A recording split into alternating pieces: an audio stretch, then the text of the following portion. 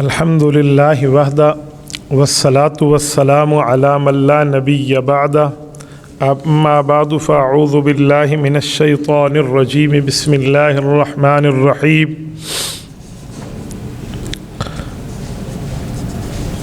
الا ان وعد اللہ حق اللہم صل علی محمد وعلی آل محمد كما صليت على إبراهيم وعلى آل إبراهيم إنك حميد مجيد اللهم بارك على محمد وعلى آل محمد كما باركت على إبراهيم وعلى آل إبراهيم إنك حميد مجيد معزز دوستو،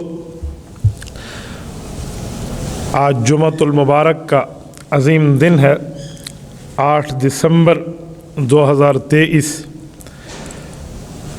میں نے آپ کی خدمت میں چند مختصر سی باتیں عرض کرنی ہیں۔ سب سے پہلے تو آپ میری آنکھ کے لیے دعا گو رہیں۔ اللہ تعالیٰ نے تقریباً کوئی 60% میری آنکھ کو ٹھیک فرما دیا ہے، جو 40% رہتا ہے اللہ تعالیٰ اس پہ بھی کرم فرمائیں گے۔ آج 2 جمعوں کے وقفے کے بعد میں آپ کی خدمت میں موجود ہوں۔ میرے ساتھیوں، مسئلہ فلسطین کی موجودہ صورتحال کے بارے میں چند گزارشات عرض کرنا چاہتا ہوں۔ فلسطین کے اب حالیہ جنگ بندی کے بعد دوبارہ اسرائیل کی طرف سے اس جنگ بندی کی مخالفت اور پھر بمبارمنٹ کا سلسلہ شروع ہے۔ میرے خیال میں امت مسلمہ کو اس پر دل چھوٹا کرنے کے بجائے، ڈیفنس وار کرنے کے بجائے اقدامی حیثیت میں سامنے آنا چاہیے۔ میں یہ سمجھتا ہوں کہ اس وقت عالم کفر ایک پیج پر ہے اور عالم اسلام کے اوپر عالم کفر کی طرف سے وار شروع ہے۔ اب دیکھیں، فلسطینی مجاہدین کی ہمت کو داد دینے کو جی کرتا ہے کہ جنہوں نے ہزاروں اپنے بچے شہید کروا دیے لیکن اپنے موقف سے پیچھے نہیں ہٹے۔ صرف وہ ایک زمین کی جنگ نہیں ہے، صرف ایک مسجد کا معاملہ نہیں ہے، بلکہ یہودیت اور اسلام کے مابین ایک جنگ کا نام ہے۔ ان کی تمام تر ہمتوں اور کوششوں کو اگر ہم ڈیپلی نظر سے دیکھیں تو اس وقت ماشاءاللہ امت مسلمہ نے جتنا کر سکنا تھا عوامی سطح پہ، انہوں نے اس طرح بہت سا کام کیا۔ ہاں، حکمرانوں کے لیول پر تو ایسا کوئی کام نہیں ہے، لیکن آپ اور ہم اپنی طاقت کے مکلف ہیں۔ رب کریم نے ہمیں جتنی طاقت عطا فرمائی ہے، کل قیامت میں اس طاقت کے بارے میں ہم سے سوال ہوگا۔ اب حال ہی میں شیخ الاسلام مفتی اعظم پاکستان مولانا مفتی محمد تقی عثمانی دامت برکاتہم العالیہ نے اس پر جو کھل کے اپنا موقف پیش کیا اور جہاد کے فرض ہونے کا جو فتویٰ دیا ہے، اللہ تعالیٰ ان کو جزائے خیر عطا فرمائے۔ اس کے بعد ہم لوگوں کو آنکھیں اب کھول لینی چاہیے۔ اب وہ وقت نہیں ہے کہ ہم خواب خرگوش میں سوئیں، لیکن جہاد فی سبیل اللہ فرض ہونے کے بعد ہر بندے پر یہ فریضہ استطاعت کے بقدر متوجہ ہوتا ہے۔ دیکھیں، جب اذان آ گئی ہے، نماز کا وقت داخل ہو گیا، نماز فرض ہے، لیکن جتنی استطاعت ہے، کوئی آدمی کھڑے ہو کے نماز پڑھ سکتا ہے تو وہ کھڑے ہو کے پڑھے گا، کوئی بیٹھ کے پڑھ سکتا ہے تو بیٹھ کے پڑھے گا، اور کوئی لیٹ کے نماز پڑھ سکتا ہے تو وہ لیٹ کے پڑھے گا۔ جتنی طاقت ہے اتنا فریضہ نماز متوجہ ہے۔ ایسے ہی جہاد فی سبیل اللہ فرض عین ہونے میں تو شک نہیں ہے، لیکن اپنی طاقت کے بقدر اس پر جہاد فرض عین ہے۔ ایک طاقت حکمرانوں کی ہوتی ہے اور ایک طاقت عوام کی ہوتی ہے۔ عوامی طاقت کا یہ معنی نہیں ہے کہ ہم کلاشن کوف اٹھا کر وہاں پہنچ جائیں۔ ہاں، جب حکمران وقت میں یہ جرت نہ رہے اور وہ سرحدات کھول دے تو انشاءاللہ ہم فلسطینیوں کے شانہ بشانہ ٹھہرنے میں اپنی عاقبت کی نجات سمجھیں گے۔ اس پر تو کوئی دوسری رائے نہیں ہے، لیکن جو عوامی سطح پر ہم اس وقت کر سکتے ہیں کہ ہم سرحدات میں اور حکومتی بارڈر لائن میں بندھے ہوئے ہیں، تو وہ ان کی امداد بھی ہو سکتی ہے اور ان کے مخالفین کی مصنوعات کے بائیکاٹ کی مہم کو بھی تیز کیا جا سکتا ہے۔ اب دیکھیں نا، امت مسلمہ نے جب بائیکاٹ کیا ہے اسرائیلی مصنوعات کا، تو اب اسرائیلی مصنوعات کے جو گردن میں سریہ تھا نا تکبر کا، وہ سریا ٹوٹا ہے۔ آپ نے اور ہم نے کبھی یہ سوچا تھا کہ پیپسی کی بوٹل جو اسرائیلی مصنوعات میں ہے وہ آپ کو اور ہمیں پیکج دے کر عمرہ کروائے گی؟ یہ نہیں ہو سکتا۔ اب وہ عمرے کے پیکج کا نام انہوں نے مسلمانوں کو دھوکہ دینے کے لیے کر لیا، اور فلسطین زندہ باد کا باقاعدہ لکھ کر نا اپنی بوتلوں کے اوپر انہوں نے پرنٹ کروا دیا۔ اور میکڈونلڈ جو اسرائیلی فوجیوں کو روزانہ کی بنیاد پہ کتنے ہزار ٹن فری خوراک دے رہا تھا، اب وہ میکڈونلڈ اپنے لوگوں کے ساتھ کلمہ طیبہ کا لوگو لکھا ہوا ہے۔ اگر تم اتنے کلمے کے مخلص لوگ ہو، اتنے تمہیں دین کی فکر ہے، اور آپ عمرہ اور فلسطین زندہ باد کی باتیں کر رہے ہیں، تو کافروں کا لوگو اپنے پاس کیوں رکھتے ہو؟ ان کا مینیو آپ نے کیوں رکھا ہو؟ اس کو چھوڑ دینا چاہیے۔ لیکن الحمدللہ مسلمانوں نے ان کو ایسے جواب دیا جیسے جواب دینے کا حق۔ میں نے ماشاءاللہ بڑی اویئرنیس دیکھی ہے، میں تو ملک میں گھومتا ہوں تو یقین مانیے اسرائیلی مصنوعات تو بالکل لو لیول پہ چلی گئی ہیں۔ بڑی بڑی شادیوں میں بھی آج کل اگر کولڈ ڈرنکس ہوں تو وہ پاکستانی کولڈ ڈرنکس چل رہی ہوتی ہے، اس کو کوئی عیب نہیں سمجھتا۔ کل اگر کوئی پاکستانی کولڈ ڈرنکس اپنے سامنے رکھتا تو لوگ اس کو عیب سمجھتے تھے، آج الحمدللہ مسلمانوں میں یہ غیرت جاگی ہے۔ تو ہمیں اس مہم کو تیز کرنا چاہیے جتنا ہو سکے۔ بلکہ میں تو اس دن فلائٹ میں تھا، تو جب ہمیں فضائی میزبان نے وہ پیش کی نا پیپسی، تو میں نے کہا جی میں تو کسی فلسطینی کے قتل میں اپنے آپ کو شامل نہیں کرتا۔ تو میرے منہ کو دیکھ کر انہوں نے پوچھا کیا مطلب؟ میں نے کہا جی ایک ان کی مصنوعات خریدنے میں یہ فائدہ اسرائیل کو ہے، 100 روپیہ میری طرف سے اگر کٹ کے اس کے پاس چلا جائے تو اس سے 2 کلاشنکوف کی گولیاں لے کے کسی مسلمان بچے کے سینے میں اتارے گا تو میں اللہ کو کیا جواب دوں گا؟ تو یہ اویئرنیس رکھیں، یہ ترتیب رکھیں، تو یہ ترتیب بہت بہتر ہے۔ اور یہ ترتیب اپنے گھر والوں تک بتائیں، یہ ترتیب اپنے بچوں تک بتائیں، بچوں تک کو سمجھائیں کہ یہ اسرائیلی مصنوعات میں چیزیں ہم اس کو نہیں خریدیں گے۔ یہ جو لیز ہم بچوں کو لے کے دیتے ہیں یہ اسرائیلی مصنوعات ہے۔ لیز کے علاوہ بھی تو دنیا کی کوئی چپس موجود ہے نا، گھر میں پکانے کے لیے بندہ مشین لے کر رکھ دے چپس کی، لیکن وہاں سے لینے کا کیا مطلب ہے؟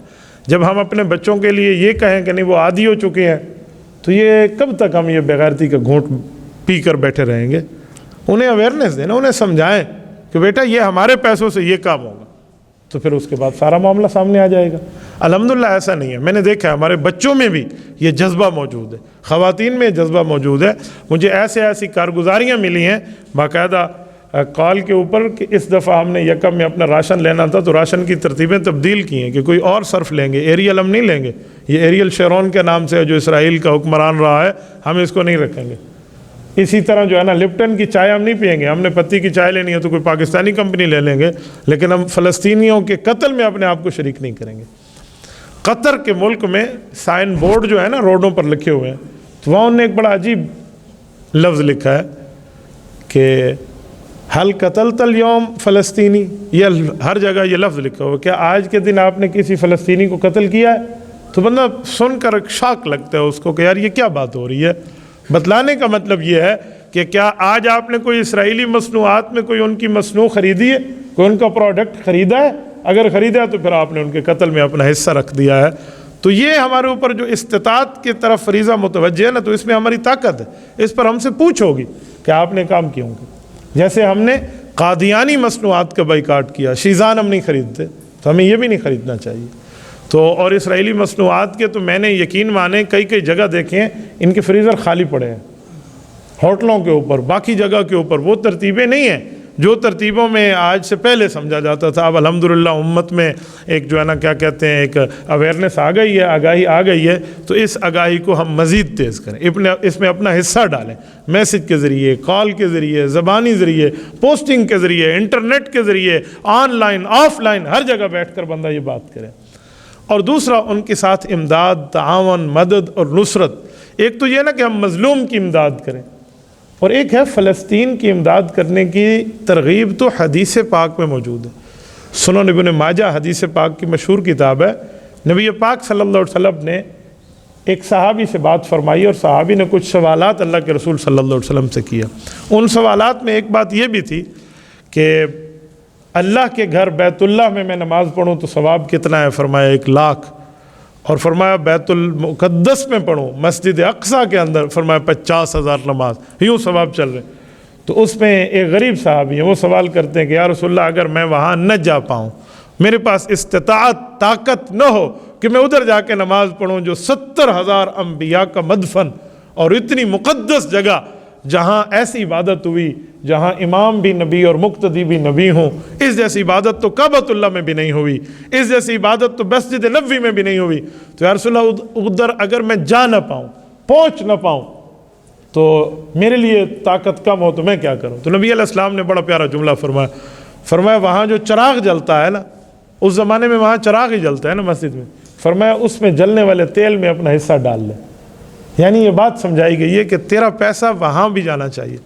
یہ نہ سوچیں کہ میرے پاس 1 روپیہ ہے یا 1 کروڑ روپیہ ہے، ہم یہ نہ دیکھیں کہ ہم کتنا دے سکتے ہیں، بلکہ یہ دیکھیں کہ بھائی میرا وزن 1 کلو ہے یا 1 من ہے، لیکن وہ اہل حق کے پلڑے میں ہونا چاہیے۔ کل قیامت میں اللہ رب العزت کے دربار میں اپنے اعمال میں یہ پروف کر پاؤں کہ میرے مولا جتنی میری طاقت تھی اتنا میں نے کیا۔ تو ہمیں چاہیے ہم وہاں امداد لگائیں، ہم اپنا مال لگائیں۔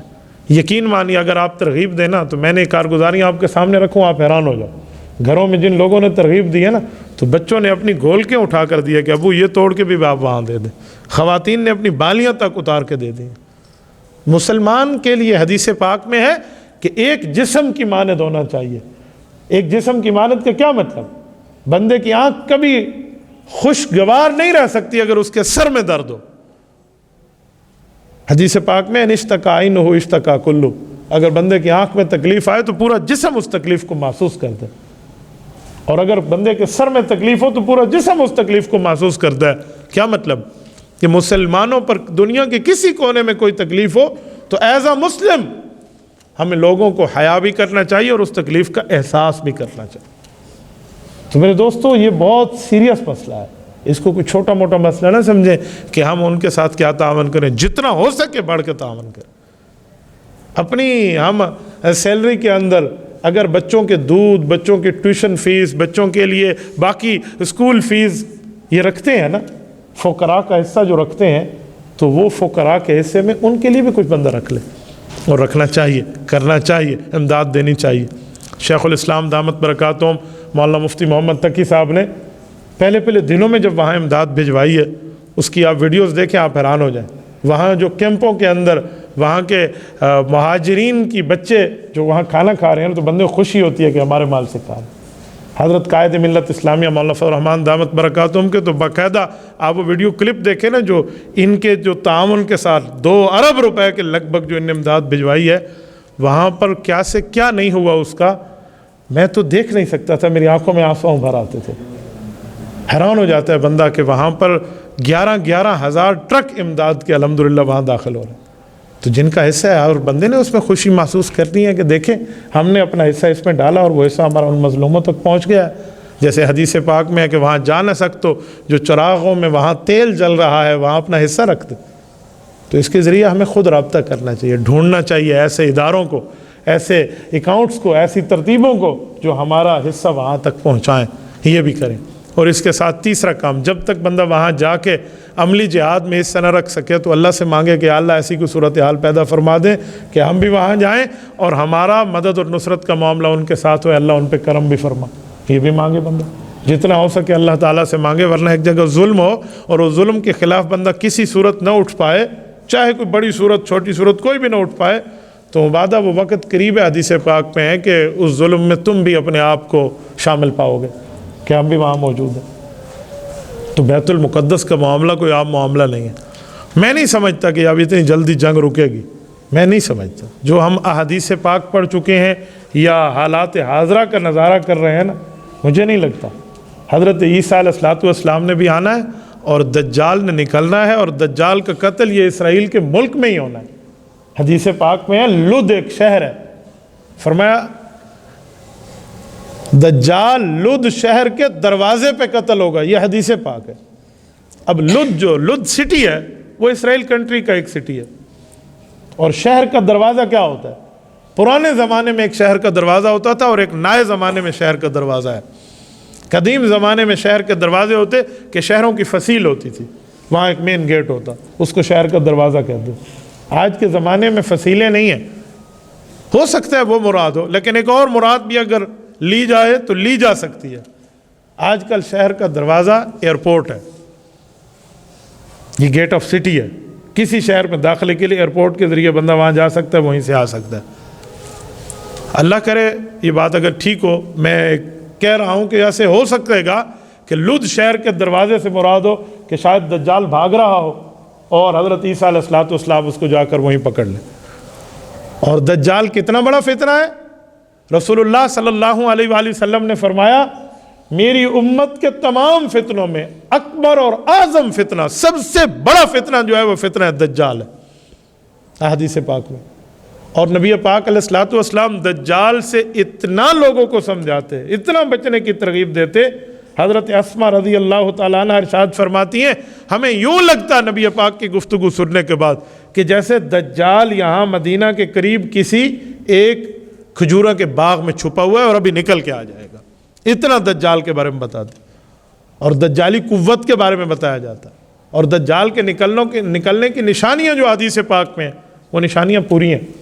حدیث میں نہیں ہے کہ جانور بندے سے کلام کرے گا، آپ نیشنل جغرافک اٹھا کے دیکھیں جانور اپنے مالک سے کلام کر رہا ہے، یہ آپ کے سامنے میڈیا نے بڑا آسان پیش کر دیا، جانور گفتگو کرتا ہے، جس کو ہم کھوجی کتے کہتے ہیں، جس کے ذریعے جا کر یہ تفتیش کے معاملات ہوتے ہیں، یہ ادارے ان کتوں کو استعمال کرتے ہیں، یہ کتے کا بولنا نہ ہوا تو کیا ہوا، وہ جو چوری کے لیے جا رہا ہے، اگرچہ اس پر کلام موجود ہے لیکن جانوروں کا بولنا اس سے آگے بھی ہے، بہت سی چیزیں۔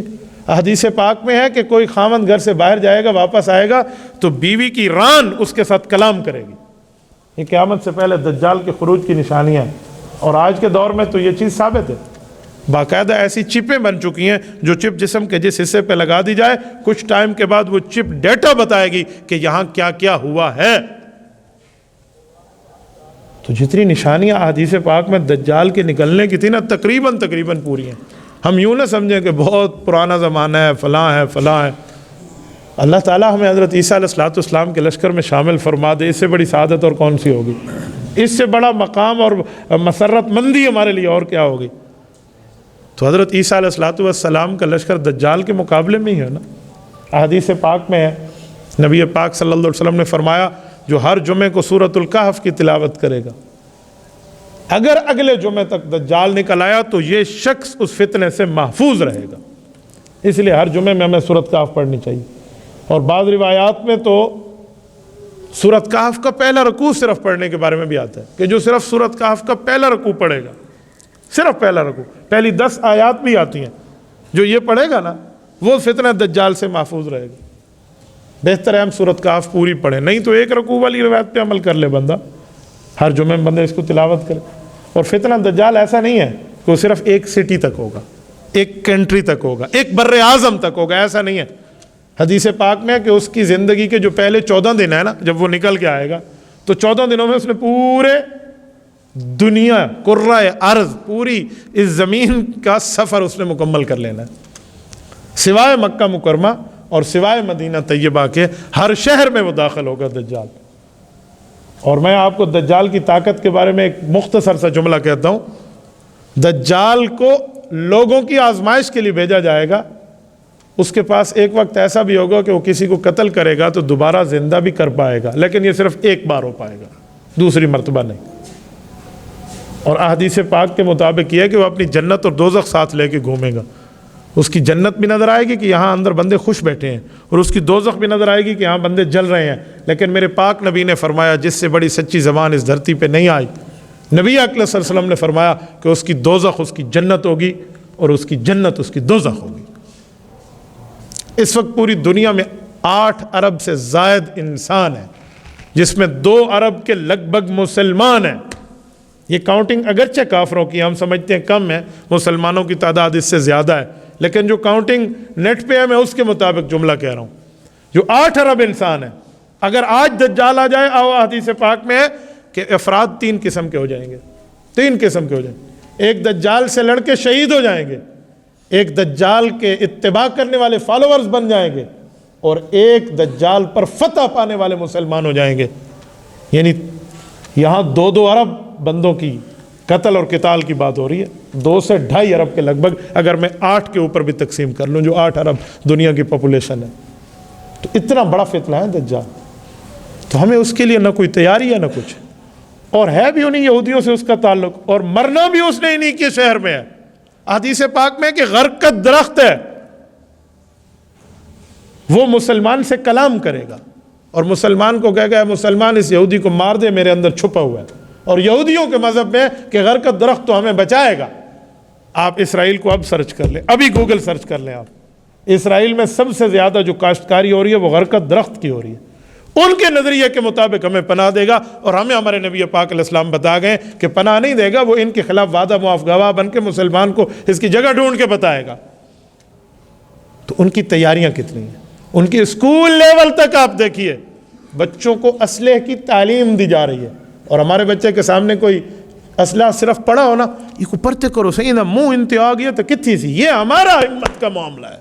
ہم اس ناج پر پہنچے ہیں, ہمارے بچے یوں ڈر رہے ہیں, بڑے یوں ڈر رہے ہیں. اور یہودی کتنی طاقت کے ساتھ آیا ہوا, اور وہ اتنی سورما طاقت کے ساتھ ہے کہ اس وقت جو جنگ میں سب سے زیادہ شہادتیں ہیں نا, وہ بچوں کی ہیں یا عورتوں کی ہیں. اس کا مطلب یہ ہے کہ وہ مسلمانوں کی نسل کشی کر رہا ہے. نسل کشی, جس کے کان تک جوں نہیں رینگ رہی وہ جانے, اس کا خدا جانے. ہمارے کندھے پہ رب نے 2 CCTV فوٹیج فٹ کر دیے ہیں, یہ کل قیامت میں کھلیں گے اور جواب دیا جائے گا کس نے کتنی طاقت کے ساتھ بات کی تھی. جس کے پاس جتنی طاقت تھی اس نے اتنی بات کرنی. تو میرے دوستو, میں نے یہ چند باتیں بطور فکر مندی کے لیے آپ حضرات کی خدمت میں کہی ہیں. اس پر مذاکرے کریں, اس پر گھر میں بات کریں, بچوں تک بات کریں, خواتین تک بتائیں, اپنی بہن تک, اپنے بھائی تک, اپنی بیوی تک, اپنی بیٹی تک, اپنی اماں تک یہ جملہ کہیں, گھر میں بتائیں کہ ہمیں تعاون کرنا چاہیے ان کے ساتھ, ہمیں ان کے ساتھ ٹھہرنا چاہیے, ہمیں ان کے لیے دعائیں کرنی چاہیے. اگر یہ طاقتوں کو وہاں تک پہنچے تو وہاں تک پہنچنا چاہیے, نہیں تو اپنی مالی طاقت کے ساتھ ٹھہریں اور کافر اسرائیل اور قادیانیوں کی مصنوعات کا بائیکاٹ کریں. یہ ہماری اسلامی ذمہ داری بھی ہے, ایمانی ذمہ داری بھی ہے, دینی ذمہ داری بھی ہے, اخلاقی ذمہ داری بھی ہے. اگر آج یہ ذمہ داری ہم نے نہ نبھائی تو یاد رکھ لو, وہ کہتے ہیں تمہارا نام تک نہ ہوگا داستانوں میں. پھر یہ وقت بھی آئے گا, ہم نے مر جانا ہے, مختصر وقت لے کر آئے ہیں, چند روزہ زندگی ہے. آج اپنے پردادے کا نام کسی کو نہیں آتا, ہر چوتھے سے 5ویں بندے کو نہیں آئے گا, 2-4 کو آئے گا نا. کسی سے پوچھنا تیرے پردادے کا نام کیا, تو یہ بھی نہیں پتہ. تو جب ہمیں آج اپنی چوتھی نسل کا نہیں پتہ تو ہماری چوتھی نسل کو ہمارا پتہ ہوگا. اب ہم نے مر جانا ہے, چھوٹی سی مختصر سی زندگی ہے, آج آئے اور گئے, کل آئے اور گئے, اس طرح بندے کے جانے کے معاملات ہیں. تو جتنی زندگی ملی ہے اس کو شیروں کی طرح بندہ جی کر جائے. ٹیپو سلطان رحمۃ اللہ کا مقولہ ہم بچپن سے پڑھتے ہوئے آ رہے ہیں نا, کہ شیر کی 1 دن کی زندگی گیدڑ کی 100 سالہ زندگی سے بہتر ہے. وہ شیر اور گیدڑ کی بات نہیں کر رہے تھے کہ جنگل میں ایک شیر رہتا ہے, ایک گیدڑ رہتا ہے, اس کی بات کر رہے ہیں. جی نہیں, وہ بہادر اور بزدل کی بات کر رہے ہیں کہ بہادر کیسے زندگی جیتا ہے اور بزدل کیسے زندگی جیتا ہے. 100 سال تو کیا 1000 سال بھی گیدڑ کی زندگی بندہ جیے تو لعنت ہے اس زندگی پر. شیروں کی طرح بندہ زندگی دی. آج ابو جہل کے نام پہ لعنت برستی ہے اور ابو بکر کے نام کو سلامیاں پیش ہو رہی ہیں. تو میرے دوستو, ہمیں اپنی صفیں دیکھنی چاہیے. ہمیں آج جمعے کے خطبے میں ایک بطور فکر کے جملہ کہہ رہا ہوں, ہمیں تھوڑا سا خود پہ غور کرنا چاہیے اور اپنے معاملات درست کرنے چاہیے. اللہ تعالیٰ آپ کو اور ہمیں صراط مستقیم عطا فرمائے. اقول قولی ھذا واستغفر اللہ وآخر دعوانا ان الحمد للہ رب العالمین.